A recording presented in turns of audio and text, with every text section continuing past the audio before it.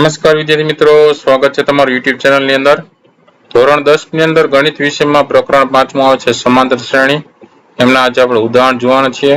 બીજા ધોરણ 10 ને લગતા ઘણા બધા વિડિયોસ મુકાઈ ગયા છે અને બીજા અલગ અલગ ધોરણના પણ મુકાઈ ગયા છે। તો વિડિયો સેક્શનની બાજુમાં પ્લેલિસ્ટ છે, એમાં પણ તમને જોવા મળશે અને વિડિયોસમાં પણ જોવા મળશે।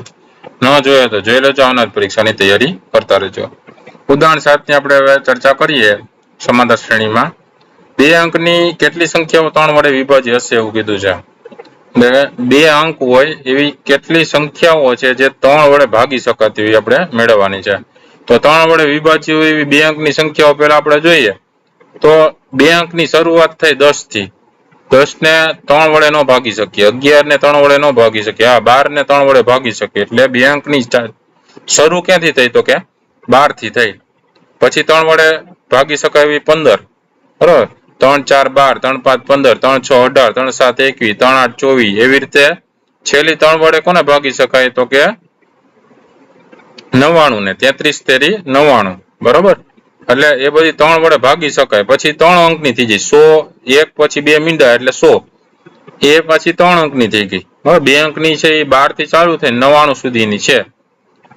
હવે શું આ સમાંતર શ્રેણી છે તો કે હા, એ સમાંતર શ્રેણી કહેવાય। તો કે કઈ રીતે તો કે પહેલું પદ એ તમારું થયું 12, બરોબર। પહેલું પદ 12 થયું। હવે સામાન્ય તફાવત કેટલો છે? 15 માંથી 12 જાય તો 3, કે 18 માંથી 15 જાય તોય 3। છેલ્લું પદ an તમારું થયું 99। હવે એમાં કિંમત મૂકો, an બરાબર a plus n minus 1 into d ની અંદર an ની જગ્યાએ 99, એના બરાબર a તમારો 12 વત્તા n minus 1, બરાબર, n minus 1 into d છે એ 3 છે, તો 3n minus 9 થઈ જશે, બરાબર। 12 વત્તા 3n minus 9, 43, n minus 1 એટલે અહીંયા શું થશે? અહીં 3 આવશે, બરાબર। હવે 3n minus 3 થશે અને અહીંયા તમારે થશે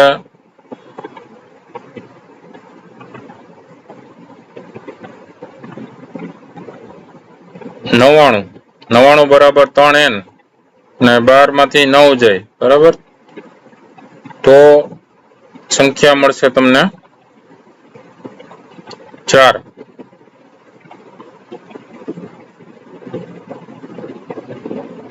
અને 99 માંથી 4 જાય એટલે 87 ભાગ્યા 3 કરો એટલે 29 પદ છે। અને n બરાબર તમે જુઓ કે 3 વડે ભાગી શકાય એવા 29 વત્તા 1, એક સંખ્યા વધારાની હોય, બરાબર। એટલે એક ઉમેરવી પડે એટલે કુલ સંખ્યા 30 થાય। ઉદાહરણ નંબર 8 માં જે સમાંતર શ્રેણી આપી છે 10 7 4 એવું -62 માં છેલ્લેથી પ્રથમ પદ તરફ 11મું પદ શોધવાનું છે। તો એ તમારો 10 થયો, d 7 માંથી 10 જાય એટલે -3 d આવ્યો, l છેલ્લું પદ છે, લાસ્ટ પદ l -62, એટલે a ને કહી શકો અને al પણ કહી શકો। an બરાબર a plus 1 minus 1 d માં l મૂકી શકો। 11મું પદ શોધવું છે, એમાં સમાંતર શ્રેણીમાં કેટલા પદ છે આપણે પહેલા મેળવવું પડે। તો છેલ્લું પદ -62 મૂકી દીધું, એના બરાબર a પ્રથમ પદ 10 વત્તા n minus 1 into d છે -3 છે, -62 બરાબર 10 -3n થશે ને વત્તા 3 થશે એટલે 13, બરાબર। અને 3n આ બાજુ છે, 62 આ બાજુ છે, એટલે 3n બરાબર 13 વત્તા 62। હવે 13 ને 62 થાય 75, એટલે 3n બરાબર 75, એટલે n બરાબર 75 ભાગ્યા 3, 25 તેરી 75, એટલે n તમારો મળ્યો 25।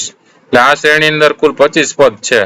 હવે છેલ્લેથી 11મું પદ છે એ આગળથી 15મું પદ બનશે, બરાબર। 25 કુલ પદ છે એટલે હવે એમાં 11મું પદ છેલ્લેથી મેળવવા કરતા આગળનું પદ મેળવવું સહેલું પડે, એટલે આગળનું આપણું આગળથી ગણીએ તો એ કુલ 25 પદમાં તમે 11 બાદ કરો તો એ રીતે તમે જુઓ તો છેલ્લેથી 11 પદ બાદ કરો તો 15મું પદ થાય। ટૂંકમાં એક પદ ઓછું હોય એટલે 15મું પદ થાય। આ 11મું પદ મેળવવું હોય એટલે 10 બાદ કરવાના, એનાથી ઓછું બાદ કરવાનું, એટલે એ 15 બરાબર 10 વત્તા 15 minus 1 into -3, તો 10 વત્તા 14 થશે અને -3 14 તેરી 42 એટલે 10 - 42 એટલે -32 જવાબ આવશે. છેલ્લેથી જે 11મું પદ છે એ -32 થાય છે જવાબમાં. બરાબર. ઉદાહરણ નંબર 9 ₹1000 ની રકમ 8% વાર્ષિક સાદા વ્યાજ પર મૂકવામાં આવે છે. દરેક વર્ષને અંતે મળતા વ્યાજની ગણતરી કરો. શું આ વ્યાજ સમાંતર શ્રેણી બનાવે છે? જો હા તો 30 વર્ષના અંતે મળતા વ્યાજની ગણતરી કરવાની છે. તો આપણે જાણીએ છીએ કે સાદા વ્યાજની ગણતરી માટે સાદું વ્યાજમાં PRT/100 P × R × T છેદમાં 100. P એટલે જે રકમ આપણી પાસે હોય એ, આ વ્યાજનો દર રેટ ઓફ ઇન્ટરેસ્ટ, અને આ કેટલા વર્ષ માટે છે ટર્મ. બરાબર. તો પ્રથમ વર્ષના અંતે 1000 × 8 × 1 ભાગ્યા 100 મીંડું જાય એટલે 10 × 8 80 રૂપિયા થાય. બીજા વર્ષને અંતે 1000 × 8 × 2 ભાગ્યા 100 એટલે 8 દુ 16 16 × 10 એટલે 160 થાય. ત્રીજા વર્ષના અંતે 1000 × 8 × 3 છેદમાં 100 એટલે બે મીંડા કેન્સલ. 8 તેરી 24 24 × 10 એટલે 240 રૂપિયા થાય ત્રીજા વર્ષના. આ જ રીતે ચોથા પાંચમા વર્ષે પણ વ્યાજ મેળવી શકીએ છીએ. તો સળંગ આપણે પહેલું બીજું ત્રીજું એ રીતે વર્ષના અંતે મળતા વ્યાજમાં અનુક્રમે લખીએ તો 80 160 240 થાય છે. આ એક પ્રકારની સમાંતર શ્રેણી છે, કારણ કે બે ક્રમિક પદ વચ્ચેનો તફાવત શું છે? 80 છે. એટલે કે સામાન્ય તફાવત D = 80 છે. પહેલું પદ 80 છે, A = 80 છે. 30 વર્ષના અંતે મળતું વ્યાજ એ 30 મેળવી શકીએ? તો કે હા. તો પહેલું પદ 80 વત્તા n - 1 એટલે n તમારો થયો 30મું. 30 - 1 ગુણ્યા 80. બરાબર. 80 વત્તા 29 ગુણ્યા 80. 80 વત્તા 29 ગુણ્યા 80 થાય 2320 અને વત્તા 80 કરો એટલે 2400 રૂપિયા. આમ 30 વર્ષના અંતે મળતું વ્યાજ છે કેટલો મળશે? 2400 રૂપિયા હશે. બરાબર. હવે આપણે જોઈએ ઉદાહરણ નંબર 10.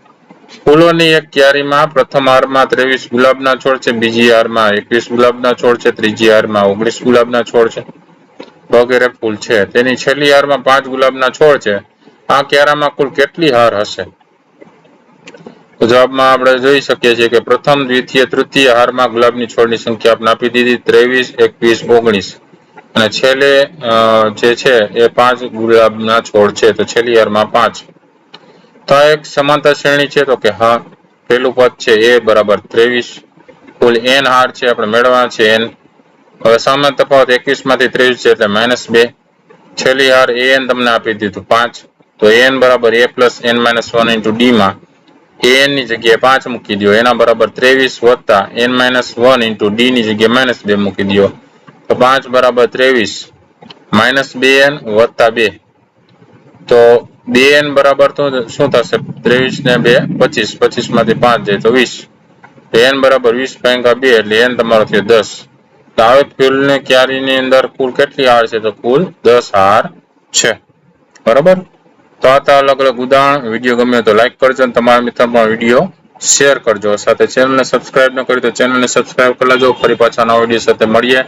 ત્યાં સુધી ન જોયેલા વિડીયો જોઈ લેજો. આવનારી પરીક્ષાની તૈયારી કરતા રહેજો. Thank you very much and take care.